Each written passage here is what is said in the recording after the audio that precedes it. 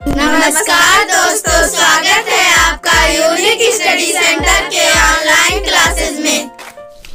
तो नमस्कार दोस्तों, स्वागत है आपका यूनिक स्टडी सेंटर के ऑनलाइन क्लासेस में। दोस्तों ये चल रही है आपकी कक्षा 9 की मैथ की क्लास 9th का मैथ चल रहा है, जिसमें हम देख रहे हैं आपका अध्याय 6 जो है रेखाएं और कोण है। तो रेखाएं और कोण में आज जो हम देखेंगे वो देखेंगे आपका 6.2 प्रश्नावली 6.2 देखेंगे। 6.2 शुरू करने से पहले दोस्तों उसमें कुछ चीज़ें हैं जिसको हम समझाएंगे आपको। तिर्यक रेखा, समांतर रेखा, इसमें कुछ चीज़ें दी गई हैं, कुछ कोण दिए गए हैं। उस कोण के बारे में हम आपको बताते हैं। अगर आपको वो कोण ज्ञात होगा तो आप इनके सवाल सब आसानी से लगा सकते हैं। जो आपका प्रश्नावली 6.2 में है वो सारे सवाल आपसे आसानी से लग जाएंगे। तो चलिए आइए आपको समझाते हैं इनका क्वेश्चन कैसे कैसे आएगा और क्या क्या इसमें कोण है, कौन कौन से कोण बनते हैं।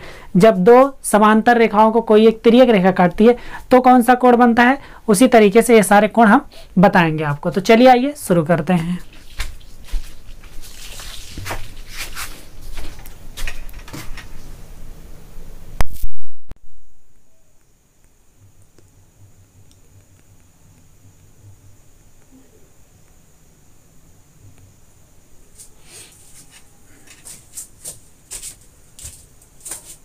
तो दोस्तों जैसा कि आप सामने देख रहे हैं यहाँ पे ये दो समांतर रेखाएं। जैसे समांतर रेखा कहते किसे हैं, जब कोई दो ऐसी रेखा जिनको बढ़ाने पर मतलब चाहे जहां तक बढ़ाया जाए और वो एक दूसरे को कभी परिच्छेद नहीं करती हैं तो उनको समांतर रेखाएं कहते हैं, ठीक ना। और वो एक दूसरे से समान दूरी पर होती है। जैसे देखिए ये वाला और ये वाला, तो समांतर रेखाएं आप कक्षा 8 में पढ़ चुके हैं। अगर नहीं पढ़े हैं तो यहाँ जान लीजिए, जब दो रेखा, ध्यान दीजिए, एक रेखा ये, एक रेखा ये, इस तरीके से रेखा में तीर होता है, इनके आसपास मतलब यहाँ तक की दूरी, बीच की दूरी सेम रहे, तो ये रेखाएं कैसी कहलाती हैं, समांतर रेखाएं कहलाती हैं। जब दो समांतर रेखाओं को कोई एक तिर्यक रेखा काटे तो उसमें कुछ कोण बनते हैं। अच्छा, वो जो कोण बनते हैं वो हम आपको बताते हैं कौन कौन से कोण बनेंगे। तो दोस्तों ध्यान दीजिएगा, ये जितने कोण बनेंगे, जितने भी कोण बनेंगे दोस्तों, यहाँ हम आपको समझाते हैं कि वो कोण कौन कौन से बनेंगे। देखिए, तो सबसे पहले क्या करते हैं, कोणों के नाम लिख देते हैं। तो जैसे ये रहा, यहाँ देखिए एक दो समांतर रेखाएं हैं, यम और यन। समांतर का निशान ये होता है, दो लाइन खींच दिया जाता है, थोड़ा सा टेढ़े रहता है, ठीक है ना। तो यम और यन दो समांतर रेखाएं हैं जिसको टी क्या कर रही है, टी काट रही है, मतलब टी क्या है, तिर्यक रेखा है, ठीक है ना। तब इसके कितने कोण बनेंगे, 1 2, नाम लिखते हैं 1 2, यहाँ बनेगा 3 और यहाँ बनेगा 4, फिर यहाँ बनाएंगे दोस्तों 5, ये बनेगा 6 और ये बनेगा 7 और ये बनेगा 8। कितने कोण बन गए, 8 कोण। तो इस तरीके से ये जान सकते हैं कि जब दो रेखाएं एक दूसरे को परिच्छेद करती हैं तो कम से कम 4 कोण बनते हैं। 4 कोण बनते हैं तो वहां भी कुछ कोणों का नाम होता है, वो भी अभी बताएंगे। पहले इसको ध्यान दीजिए, देखेंगे यहाँ पे कोण 1, कोण 2, कोण 3, कोण 4, कोण 5, कोण 6, 7, 8, ऐसे 8 कोण बन गए हैं। देखिए दोस्तों, तो इसमें एक होता है संगत कोण। संगत कोण किसे कहते हैं, संगत, कोरिस्पॉन्डिंग एंगल, ठीक है ना। कोरिस्पॉन्डिंग इंग्लिश में बोलते हैं कोरिस्पॉन्डिंग एंगल। कोरिस्पॉन्डिंग एंगल किसे कहते हैं दोस्तों, देखिएगा ध्यान से। कोरिस्पॉन्डिंग मतलब अगर देखिए ये एक है, एक का सेम जो कोण एक है, इसका सेम कौन सा कोण रहेगा, एकदम सेम ऐसे ही, तो देखेंगे 5 रहेगा। तो देखिए संगत कोण में क्या लिखेंगे, कोण 1 का कितना, कोण 5, मतलब कोण 1 और कोण 5 क्या है, संगत कोण है। संगत मतलब बराबर, कोरिस्पॉन्डिंग एंगल है, जितने का ये रहेगा उतने का ये भी रहेगा। अगर हमको समांतर रेखा प्रूफ करना है तो जब संगत कोण हम प्रूफ कर देंगे, संगत कोण अगर समान है तो समांतर रेखा हो जाएगा, ठीक है ना। आगे जब प्रूफ करने वाला आएगा तो उसमें आप देखेंगे इसको, ठीक है ना। अब देखिए एक संगत कोण हुआ, 1 का कितना हो गया, 5 हो गया, ऐसे 4 का कितना होगा, 8 होगा। तो लिखेंगे कोण 4 का कोण 8, सेम ऐसे जैसे 4 का 8 हो गया। अब इधर देखते हैं 2 का कितना हो जाएगा, 6 हो जाएगा, तो कोण 2 का कोण 6, और ऐसे ही जैसे 2 का 6 हो गया, ऐसे 3 का 7 हो जाएगा, कोण 3 का कोण 7। ये क्या हो गया दोस्तों, ये हो गया संगत कोण। क्या हो गया, संगत कोण, कोरिस्पॉन्डिंग एंगल, ठीक है ना। अगला देखेंगे एकांतर अंतःकोण। अच्छा, आप अभी तक जो पढ़े थे वो एकांतर कोण पढ़े थे, लेकिन बता दें हम, आप 8 में जो पढ़े थे एकांतर कोण पढ़े थे 1 प्रकार का, लेकिन यहाँ हम एकांतर कोण देखेंगे 2 प्रकार का। 6 में आपको बताया गया एकांतर अंतःकोण और एकांतर बाह्य कोण। एकांतर अंतः मतलब जो अंदर की तरफ बनता हो, एकांतर बाह्य कोण मतलब जो बाहर की तरफ बनता हो। तो एकांतर कोण होता कैसे दोस्तों, अगर इस तरीके से जेड के आकार का कहीं मिल जाए तो ये कोण और ये कोण, ये दोनों एकांतर होते हैं। क्या होते हैं? एकांतर। तो देखेंगे इसी तरीके से अगर इसको इसे थोड़ा सा बढ़ा दें और इसको थोड़ा सा बढ़ा दें तो ये वाला और ये वाला भी एकांतर होगा। मतलब अगर 1 लिख दें और ये 2 लिख दें, ये 3 लिख दें, ये 4, तो 1 का एकांतर कोण 4 होगा और 2 का एकांतर कोण 3 होगा। समझ में आया? और एकांतर कोण आपस में बराबर होते हैं। चलिए ध्यान देते हैं इसमें एकांतर कोण कौन सा रहेगा। पहले एकांतर अंतः देखेंगे। अंतः मतलब ये दोनों रेखाएं हैं समांतर रेखाएं, इनके अंदर वाला, ये अंदर है 4, 3 और 5 और 6, ये दो क्या है? ये सब अंदर के कोण है। तो इसमें देखेंगे कोण 4 का कोण 6, तो लिखेंगे यहाँ पे कोण 4 कोण 6, ये क्या है? एकांतर कोण का एक जोड़ा है। और दूसरा जो 4 का 6 हो गया, 3 का 5 हो गया, क्योंकि जितने अंश का कोण 3 रहेगा उतने ही अंश का कोण 5 रहेगा। तो लिखेंगे यहाँ कोण 3 कोण 5, ये हो गया। ठीक है ना, एकांतर अंतः कोण। अब एकांतर बाह्य कोण देखेंगे। बाह्य कोण मतलब ये बाहर वाला और ये बाहर वाला, तो जितना 1 है उतना कोण कौन सा है? 7 है। तो लिखेंगे कोण 1 और कोण 7, एकांतर बाह्य कोण है। ठीक है ना, ऐसे ही सेम जैसे 1 का 7 ऐसे 2 का कितना है?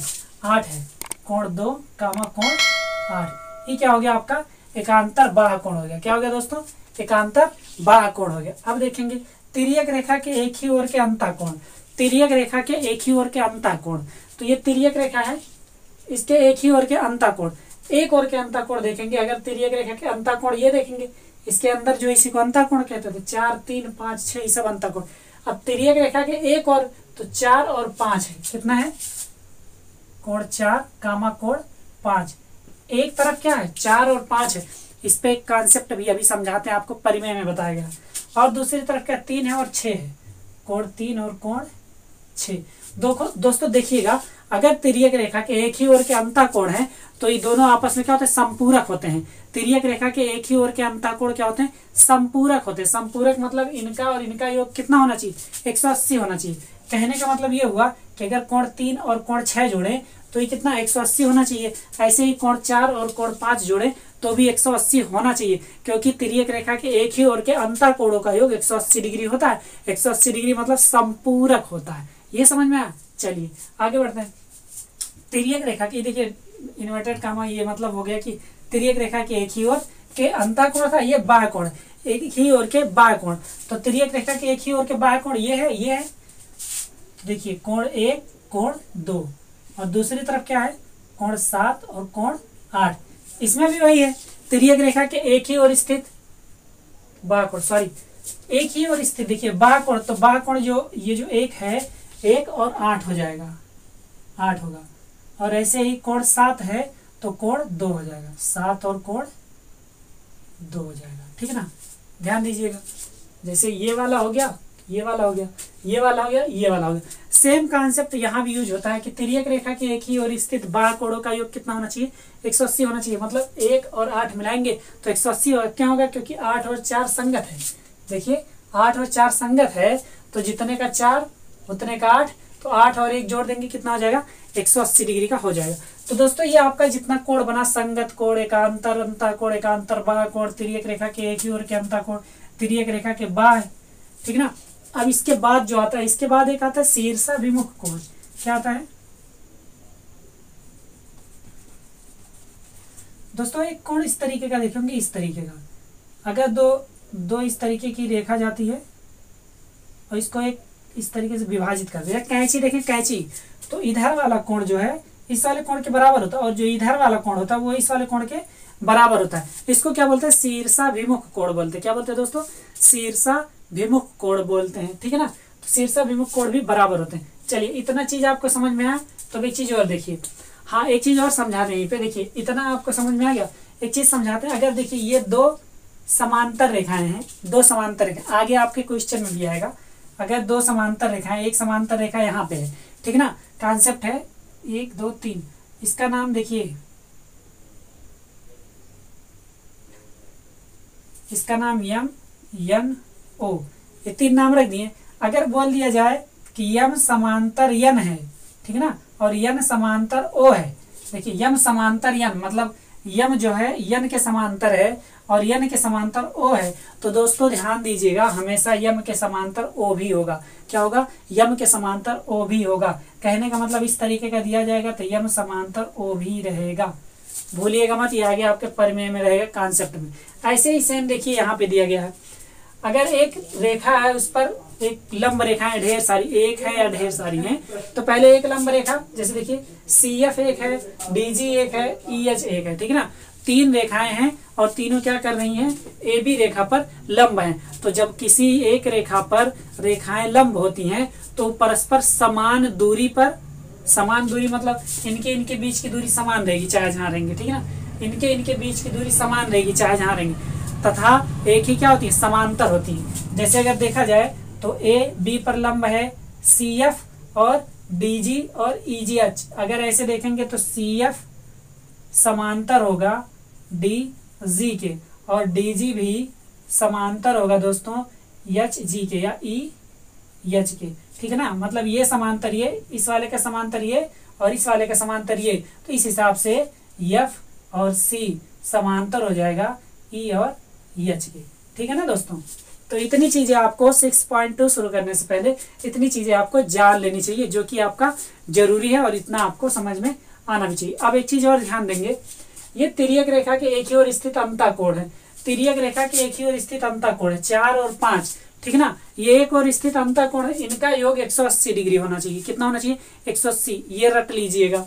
और ये 3 और 6 का भी योग 180 डिग्री होना चाहिए, क्योंकि ये संपूरक होता है। जब तिर्यक रेखा के एक ही ओर स्थित अंतःकोण संपूरक हो सकते हैं तो एक ही ओर स्थित बाह्य कोण भी संपूरक होता है। मतलब 1 और 8 ये दोनों मिला के भी क्या होना चाहिए? 180 होना चाहिए। समझ में आया? तो दोस्तों चलिए अब ज्यादा लेट लतीफ नहीं करते हैं। अगर आप वीडियो पे नए हैं, चैनल पे नए हैं, चैनल को सब्सक्राइब करिए, वीडियो को लाइक करिए। चलिए आइए देखते हैं आपका क्वेश्चन नंबर 1। नमस्कार दोस्तों, स्वागत है आपका यूनिक हिस्ट्री सेंटर के ऑनलाइन क्लास में। ये चलिए अब कक्षा 9 की मैथ की क्लास, जिसमें हम आपका देखेंगे प्रश्नावली 6.2। हम आपका अध्याय पढ़ रहे हैं रेखाएं और कोण। तो इसमें देखेंगे प्रश्नावली 6.2, जो कि आपका लास्ट प्रश्नावली। इसका सबसे पहला क्वेश्चन देखेंगे। देख क्वेश्चन ऊपर आ रहा है, लिखा है AB समांतर CD तथा CD समांतर EF और Y अनुपात Z बराबर 3:7, तो x का मान ज्ञात कीजिए।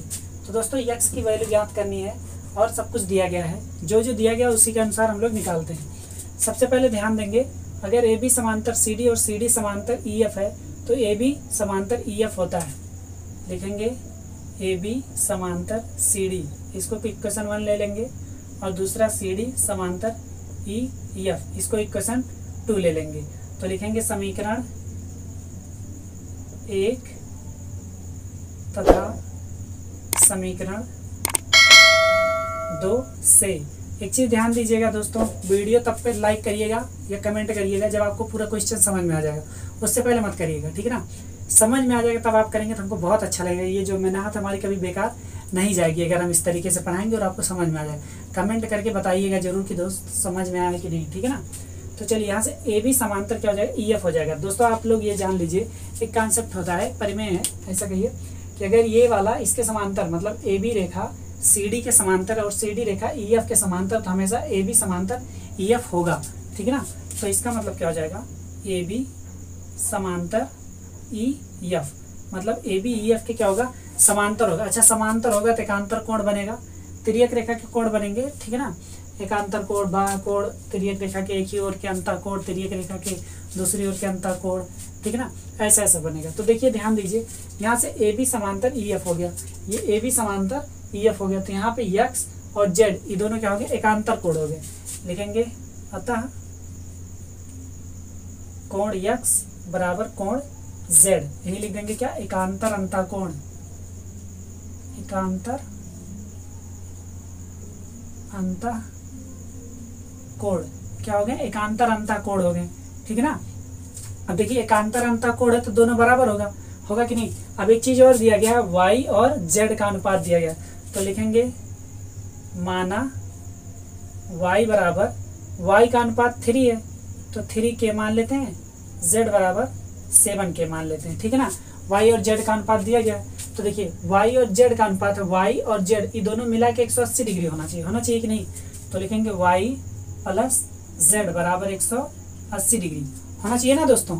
क्योंकि ये वाला y और z ये दोनों मिला के y और ये भी तो y होगा, तो यहाँ पे चाहे z लिख ले चाहे यहाँ पे y, ये दोनों मिला के कितना 180 होना चाहिए, क्योंकि रैखिक युग्म है। नहीं लिख सकते हम लोग रैखिक युग्म, रैखिक युग्म, ठीक है ना दोस्तों, ये रैखिक युग्म हो जाएगा, इसीलिए y प्लस z बराबर 180 डिग्री। अब y और z का मान दिया गया कितना 3k प्लस 7k बराबर 180 डिग्री। इसी को आगे लेके जाएंगे तो देखिए 7 3 10k बराबर 180 डिग्री, ठीक है ना। तो k बराबर कितना आ जाएगा 180 डिग्री बटे 10, 0 से 0 कैंसिल, k बराबर कितना आ गया 18 डिग्री। अब दोस्तों एक चीज ध्यान दीजिएगा, ठीक है ना, k बराबर कितना आ गया 18 डिग्री, यहीं से मान निकालेंगे हम लोग। देखिएगा अब यहाँ पे अगर देखेंगे x और y इन दोनों का योग कितना होना चाहिए 180 डिग्री होना चाहिए, क्योंकि समांतर रेखा है। समांतर रेखा के तिर्यक रेखा के एक ही ओर स्थित अंतःकोणों का योग जो होता है वो 180 डिग्री होता है। तो लिखेंगे x प्लस y बराबर 180 डिग्री। अब हमको ना x का मान पता है ना ही y का मान पता है, लेकिन एक चीज पता है हमको, y का मान 3k होता है। क्या होता है 3k, यहाँ हमने निकाल के रखा है। तो जाएगा x प्लस 3k बराबर 180 डिग्री। अब देखिए k का मान हमने निकाला 18 डिग्री प्लस, अब देखिए 3 गुणे 18 बराबर 180 डिग्री। देखेंगे x बराबर x प्लस 18 54 डिग्री बराबर 180 डिग्री। हमको निकालना किसका x का मान निकालना है, तो ये लिखेंगे x बराबर 180 डिग्री और इधर 54 प्लस उधर जाके माइनस हो जाएगा 54 डिग्री। जब घटाएंगे तो x का वैल्यू कितना आ जाएगा 126 डिग्री आएगा। कितना आएगा दोस्तों 126 डिग्री। और हमको यही निकालना था दोस्तों, ये निकालना था कि x की वैल्यू कितनी आएगी, तो x की वैल्यू कितनी आ गई 126 डिग्री आ गई। तो उम्मीद करते हैं दोस्तों ये समझ में आया होगा। आया नहीं आया, झूठ मत बोलिए, नहीं आया समझ में आपको। ये सब जो लिखते हैं बहुत से बच्चों को एकदम नहीं समझ में आता है कैसे कैसे। इससे पहले वाला आपने वीडियो नहीं देखा, आप जब हम प्रश्नावली शुरू कर रहे थे आपका 6.1, तब आप जाके देखिए सबसे पहला वाला क्वेश्चन, उसमें हमने बहुत से कोण बताए हैं, ठीक है ना, उसको जाके आप ध्यान से देखिएगा तो वहां से आपको ये समझ में आ जाएगा। लेकिन इसको हम क्या करते हैं एक 60 तरीका भी बताते हैं, ठीक ना, क्योंकि ये लॉन्ग वाले मेथड से आपको पेपर में नंबर मिलेगा, 60 वाले में आप तुरंत बता देंगे आंसर कितना आएगा। देखिए दिया गया y अनुपात z बराबर 3:7, मतलब ये y और ये z 3:7, तो y और z मिला के कितना होगा, y प्लस z मिला के कितना होना चाहिए 180 डिग्री होना चाहिए, 180 डिग्री। तो y अनुपात है कितना 3 अनुपात है, मान लेंगे 3x प्लस और जो z का अनुपात वो 7x है बराबर 180 डिग्री। ये हो जाएगा 10x बराबर 180 डिग्री हो जाएगा। अब x बराबर कितना हो जाएगा 180 डिग्री बटे 10, काटेंगे तो x बराबर कितना आ गया 18 डिग्री। अब हमको एक बात बताइए, x बराबर 18 डिग्री कहने का मतलब z बराबर ही तो हमारा x होगा कि नहीं, z बराबर x होगा। देखिए यहाँ x बराबर z बराबर x है कि नहीं, तो जब z बराबर x है तो z का मान कितना आया 7x, तो कहने का मतलब ये हो गया z बराबर 7 गुणे 18, 18 7 126 होता है कि नहीं, तो x बराबर कितना हो जाएगा 126 डिग्री। बताइए कितना आसान है, 126 डिग्री है कि नहीं, बोलिए एक लाइन में आ गया। ठीक है दोस्तों, तो उम्मीद करते हैं कि अब वीडियो आपको पसंद आएगा। वीडियो पसंद आए तो वीडियो को लाइक करिए, चैनल पर नया हो चैनल को तुरंत सब्सक्राइब कर लीजिए। हाँ, अगर आपने पीछे का वीडियो नहीं देखा तो जाइए प्लेलिस्ट में खोजिए, या तो यूट्यूब पे जाके लिखिए unique study centre class 9th math, पूरा एक तरफ से आपको वीडियो पूरा मिलता चला जाएगा। तो चलिए दोस्तों, वीडियो पसंद आया लाइक करिए, चैनल पर नया हो चैनल को सब्सक्राइब कर लीजिए। मिलते हैं आपसे आपके अगले क्वेश्चन में, तब तक के लिए बने रहिए यूनिक स्टडी सेंटर के साथ। Bye bye, take care and जय हिंद। ऐसे ही बने रहिए, शेयर करना मत भूलिएगा, अपने सारे दोस्तों में शेयर कर दीजिए, ठीक है ना। Bye bye.